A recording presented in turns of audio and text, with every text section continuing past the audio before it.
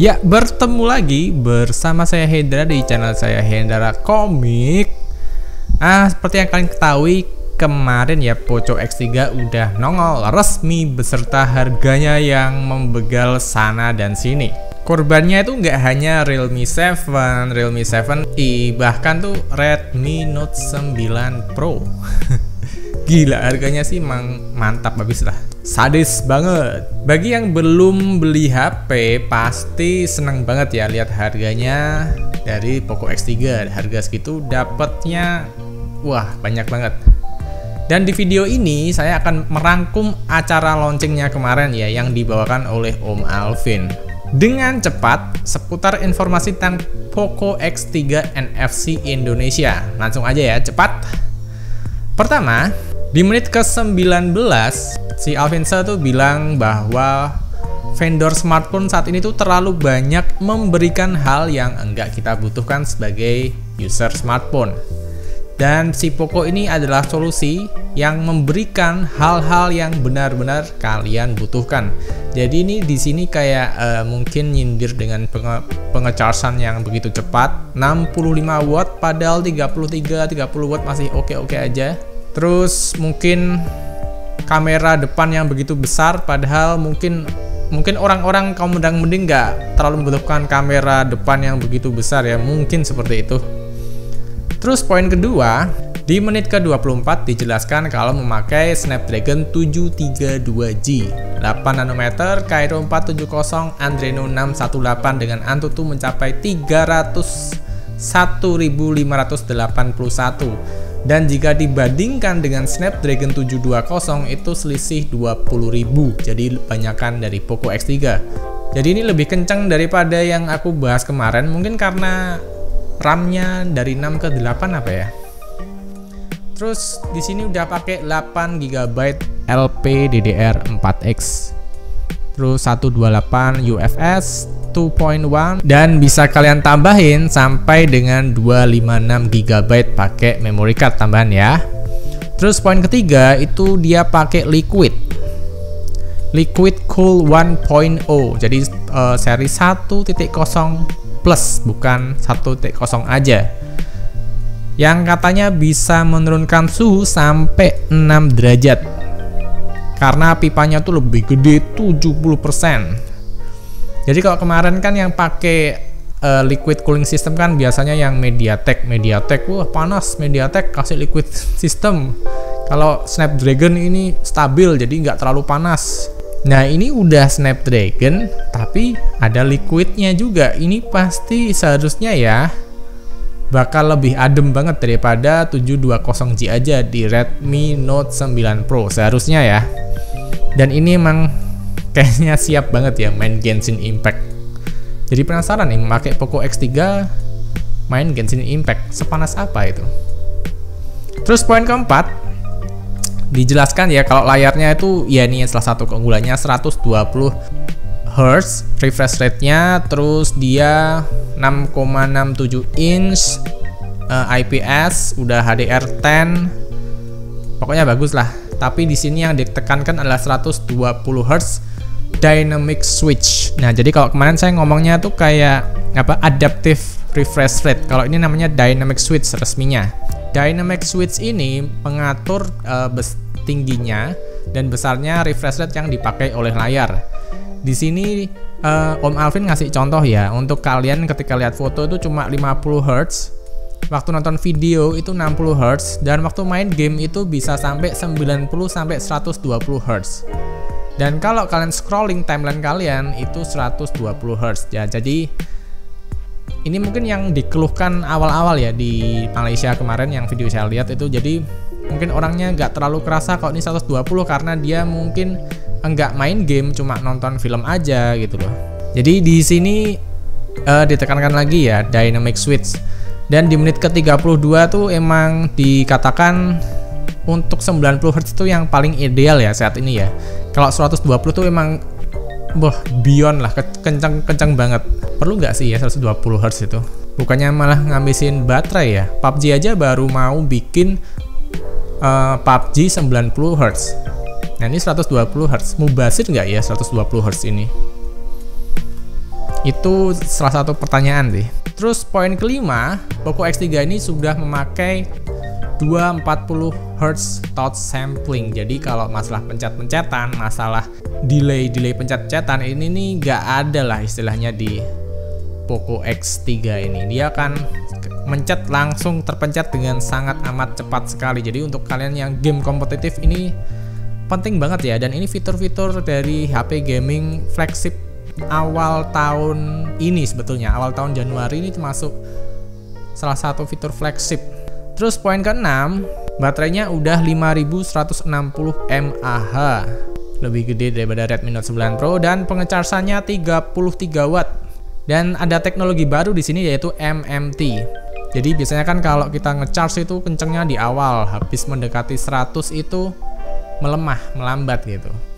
Nah, kalau ini katanya diklaim dengan teknologi MMT ini ngecharge-nya tuh bukan dari kiri ke kanan kalau ibaratnya orang naik mobil, tapi dari tengah dan dua mobil. Jadi yang mobil ke kanan dan mobil ke kiri charge bersamaan sampai penuh. Jadi pengecharsannya lebih maksimal. Katanya seperti itu sih, katanya Om Alvin ya.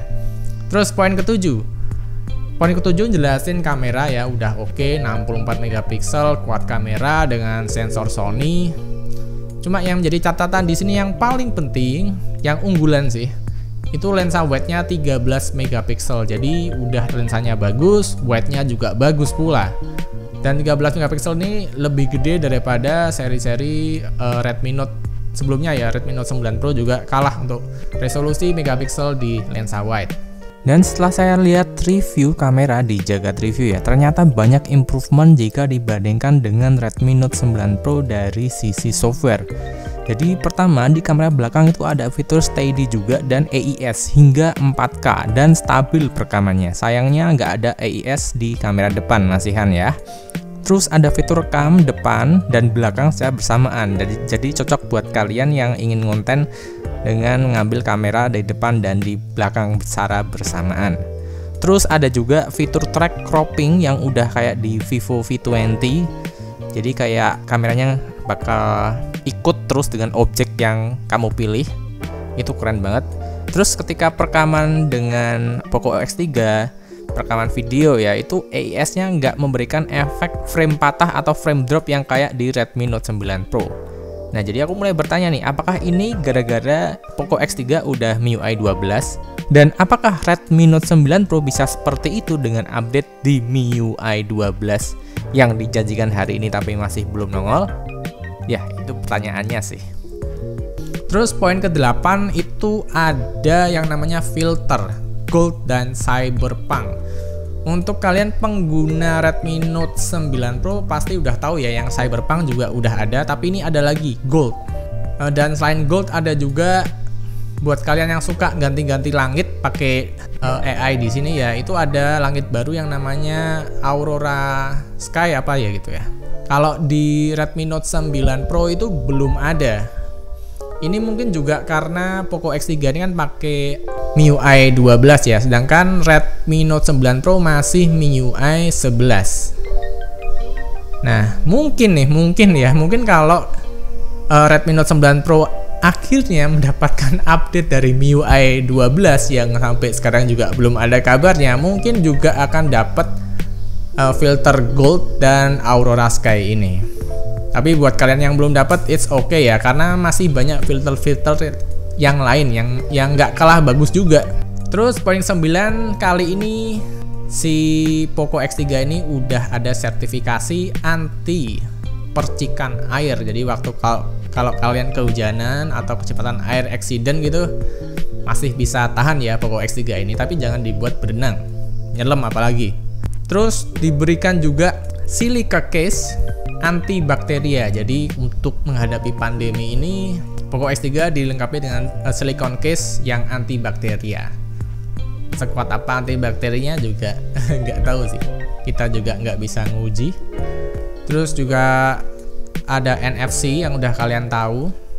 Terus di sini juga Om Alvin juga menjelaskan perbandingan dengan Poco X3 dengan smartphone lain. Di sini pakai XXX7 dengan harga 399. Wah, ini udah jelas ya, ini udah jelas nih Realme 7 nih yang dimaksud. Dan untuk Poco X3 ini speknya di atas kertas lebih menang semua, di atas dari Realme 7 semua. Terus poin ke-10 ya, harganya gila. Jadi untuk yang harga online di besok kan tanggal 22 Oktober itu masih baru bisa dipesan ya, jam 1 di Shopee. Itu kalian bisa dapat 664 itu harganya 3,1 kembali 1000. Dan harga SRP-nya 3,2 kembali 1000. SRP ini mungkin harga di luar online besok ya. Kayak flash sale gitu ya mungkin ya besok ya. Terus untuk yang 8128, nah kalau yang kemarin yang saya bahas itu 6128, ini 8128 harganya itu 3,5 kembali 1000. Lalu harga SRP-nya itu 3,6 kembali 1000. Gila ini harganya bikin sakit hati. Bahkan pengguna Redmi Note 9 Pro juga rada terguncang melihat harganya ini. Nah, itu adalah poin-poin penting dari Poco X3. Ada lagi sih yang ke-11, tapi ini di luar dari Poco X3, yaitu istilahnya kita bisa jadi maklar handphone pakai aplikasi yang namanya ShareSafe. Jadi intinya kalau kalian bisa nawarin handphone ini ke teman kalian, terus teman kalian beli dari link yang kalian sharekan itu, kalian dapat uang 100.000. Jadi kalau kalian bisa menjualkan 10 Poco X3, kalian dapat 1 juta. Jadi di sini Xiaomi membuat Mi Fans-nya menjadi seller juga ya, daripada kita komen sana sini mending Poco X3, kita langsung ngasih linknya. Kalau ada yang beli nyantol kita dapat 100.000.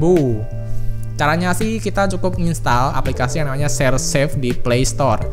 Cuma waktu aku lihat komentarnya di Play Store kok banyak yang negatif ya. Jadinya saya nggak nginstal dulu aja deh. Jadi sekian aja poin-poin penting dari Poco X3 ini yang dijelaskan di acara launchingnya. Jadi apakah kamu mau beli? Apakah kamu mau order?